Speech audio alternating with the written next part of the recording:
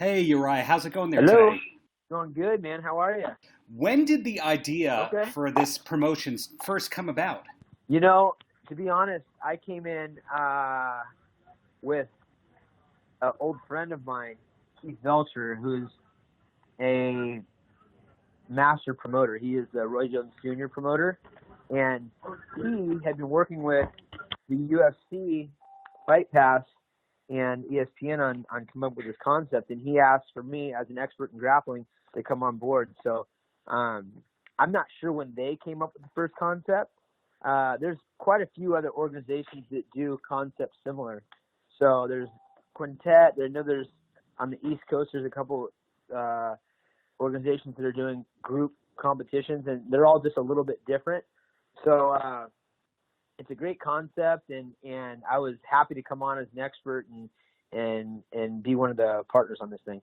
And have you always aspired to be an announcer, to be a personality outside of the octagon?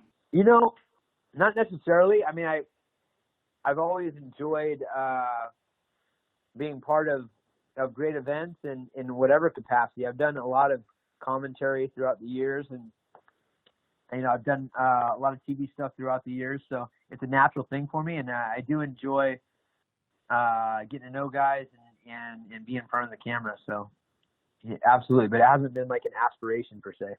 Well, it's beyond interesting, your career that is, that you are arguably the only active UFC Hall of Famer that's an active fighter right now, and also an entrepreneur. So being an entrepreneur, what was your first venture or ability to launch a business in your career? The very first business that I ever started was called TLC, and it was top of the line coaching, and I was making next to nothing as a college wrestling coach. I made $7,000 a year for a 10-month full-time job coaching at UC Davis. And so I started coaching kids and holding tournaments and holding seminars and camps in order to make ends meet. So I started TLC. I learned how to do it. I went and got a fictitious business name statement and opened a bank account and published the name in the newspaper and all that kind of stuff and learned, paid my little fee of, I think it was like 15 or 20 bucks, to get the license. And that was my first step into being an entrepreneur. And it was just basically to make ends meet. And my second venture was Alpha Male Clothing. So when I was coaching at Davis, I started selling Alpha Male shirts to all the college kids, and then I had the football team that started out with the Alpha Male football, and both those were at a time when I was trying to start fighting. So it was a way for me to fund my passion of being a mixed martial artist. And I believe your title with this company is Vice President of Business Development. Is that correct? I believe so. I'm not sure exactly what you want to call me, but exactly what they want to call me, but I'll accept that. Well, do you at least know what your job entails? For example, are you sitting in on meetings and conference calls all the time? So Keith and I are working hand in hand on this thing. So he is an expert businessman. If you know the background of Keith, in a lot of different realms. Originally with the home shopping networks, he had done something with Kiss, and then moved into his shops in Las Vegas, and then his promotion with Roy Jones Jr. And so I've known him, and we've done business together throughout the years. So he and I have communicated quite a bit on the day-to-day. So absolutely, I'm in on that stuff. As far as my other contributions, it's being an expert in the grappling world, which I definitely am. I've been doing a lot of grappling as of late as a retired athlete, competing in paid competitions in different organizations around the world. Quintet, I was doing Polaris, and I've done Chael Sonnen's, grappling competition out of Oregon, and then being a lifetime athlete in the grappling world, wrestling and jiu-jitsu, etc. So I bring that expertise. I have connections with businesses. I have connection with fighters and competitors. I have an insight on the business side of things. There's a lot that I can bring to the table, and on top of doing, the PR stuff like this, the marketing, and getting the word out there.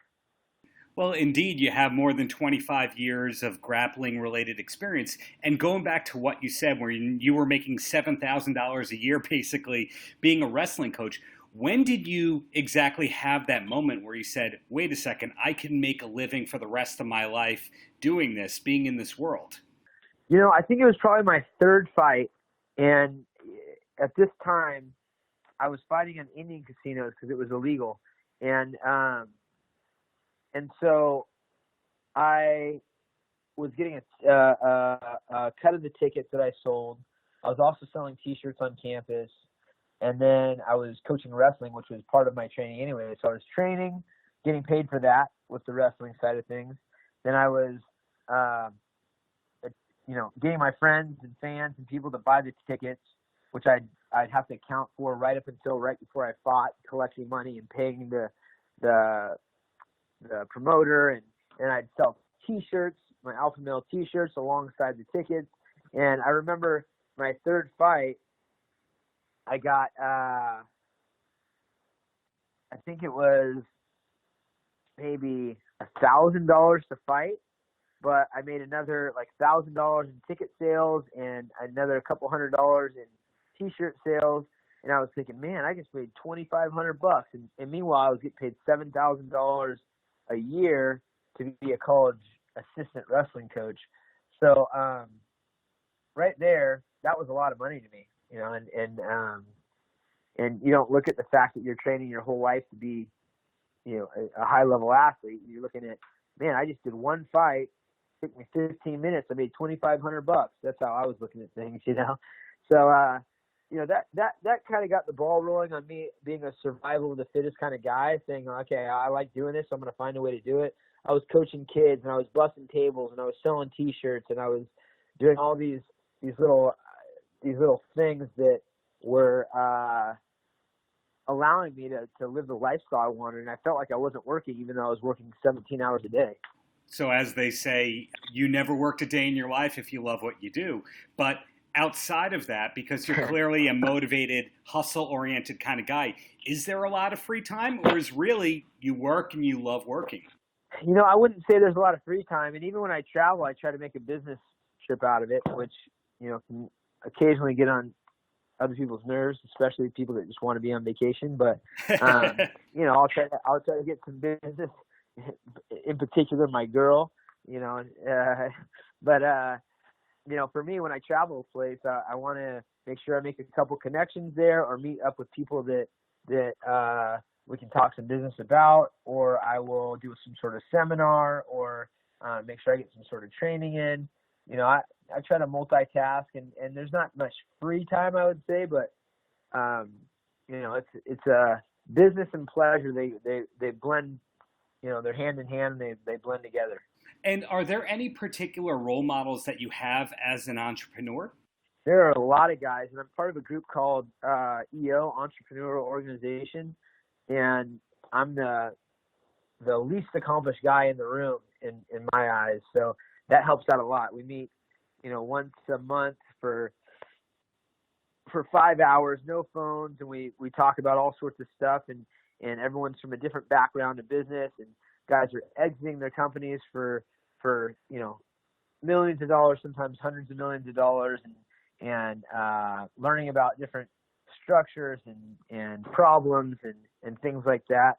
But as far as an entrepreneur that I really like, I would say, Richard Branson is one guy. Absolutely. He's a guy that leads with the idea of having fun, and seems like he does a lot of cool stuff.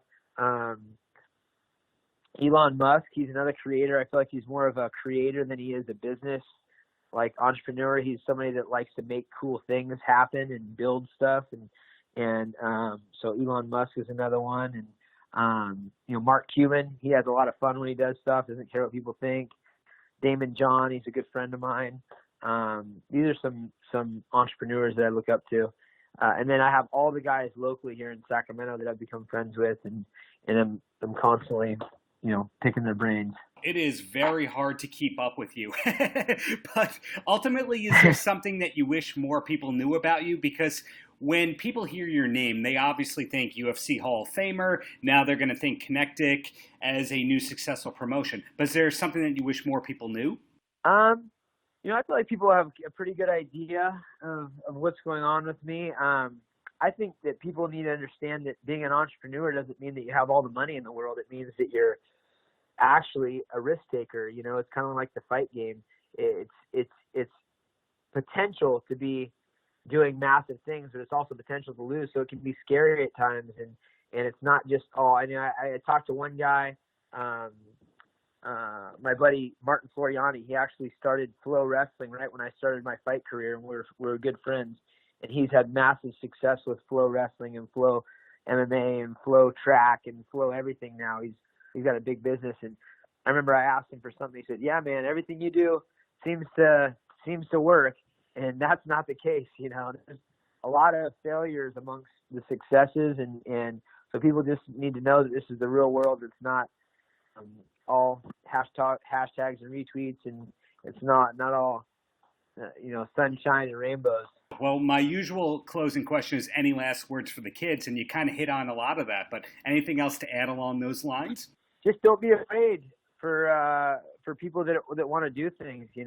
I think fearlessness is something that is a trial and error thing. You have to get out there and try and fail and get back up and go. And that's the fight game. That's the business world. That's just life in general.